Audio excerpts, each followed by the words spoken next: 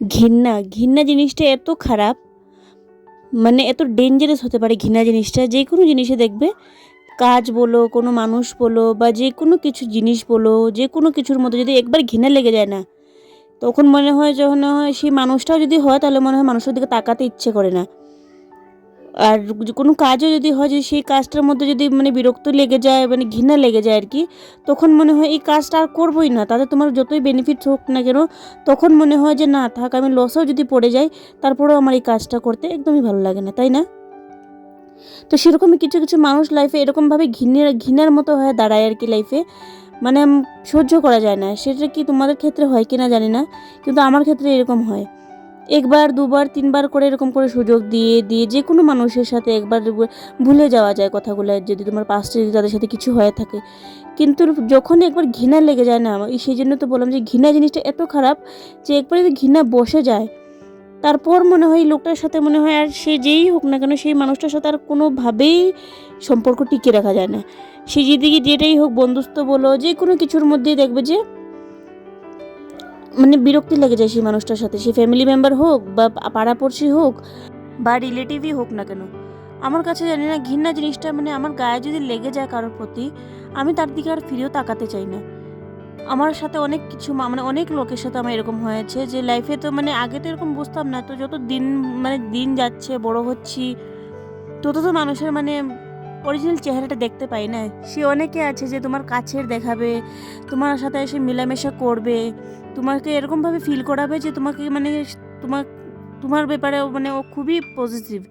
কিন্তু দেখো গিয়ে তোমার পিছনে গিয়ে সেই লোকটা তোমার সম্পর্কে কত কথা বলে। তো এইগুলো সম্পর্ক যখন আমি কারো কাছ থেকে শুনে নিই একবার, যে সে একবার মানে আমার ব্যাপারে এরকমভাবে বলছে বা কিছু, তার সাথে কিন্তু আমি একদম ছেড়ে দিই, মানে সম্পর্কটা আমি তার সাথে ছেড়ে দিই। কিছু কিছু মানুষ এমন আছে আমার লাইফে, যে কিছু কিছু না প্রায়ই আছে, আমার যখন ভালো লাগে না তার সাথে আমি জীবনেও কথা বলি না। একবার যদি তার সাথে আমার কোনো কারণে মানে কথা বলাটা বন্ধ করেছি, আমি রিপিট করে আর কথা বলি না। এখন পর্যন্ত এখন এমন আছে, আমি স্কুল ডেজে যাদের সাথে কথা বন্ধ করেছিলাম, এখন অবধি আমি তাদের সাথে কথা বলি না। কারণ আমার ভালো লাগে না, যে কোনো মানুষটার মধ্যে আমার যে ঘৃণা বসে যায় না একবার, তাহলে প্রচুর মানে আমি মধ্যে এই আমার গায়ের মধ্যে এতটা মানে বাজে বিহেভিয়ার বলবো নাকি ভালো বিহেভিয়ার, এটা আমি কিছু বুঝি না। বাট আমি মানে কি বলবো যে আমার কেন আমি এরকম, যে আমি কারোর সাথে যদি একবার ভাবি যে না আমি তার সাথে কথাই বলবো না, কথাই বলি না, কেন জানি না। আর সত্যি এরকম করাটা উচিত, কারণ তুমি যার প্রতি ঘৃণা লেগে যায় না, সে তুমি বুঝে তোমার মনেই বুঝে কিন্তু বোঝা যায় যে সেই মানুষটা তোমার প্রতি অনেকই ডেঞ্জারাস আর কি, তোমার জন্য ডেঞ্জারাস। তো কোনো লাইফে যদি দেখে থাকো কোনো মানুষের তোমাকে ঘৃণা লেগেছে একবার, তার সাথে রিপিট করে কিন্তু আর মানে বন্ধুত্ব বাড়তে যেও না। আর সম্পর্ক মানে যেটাই হোক, রিলেটিভে হোক বা যেখানেই হোক, তার সাথে আর কোনো আত্মীয়তাও করতে যেও না। কারণ এইগুলা মানুষ কিন্তু খুবই ডেঞ্জারাস হয়। কিছু কিছু মানুষ এমনভাবে আসবে লাইফে আর এমনভাবে পজিটিভ দেখাবে, তুমি মনে করবে যে সে মনে হয় আমার কত ওয়েল উইশার্স, কিন্তু একদমই না। সে কিন্তু সেই সাপ থেকে বিষাক্ত। যেগুলো বেশি পজিটিভ দেখায় না তোমাকে নিয়ে, সেইগুলো কিন্তু তোমার সাপ থেকে সবচেয়ে বিষাক্ত। কারণ এগুলো তোমাকে না লাইফে এগোতে দেবে, ভালো কিছু করতে দেবে, সেও কিন্তু কিছু করবে না, তোমাকেও করতে দেবে না।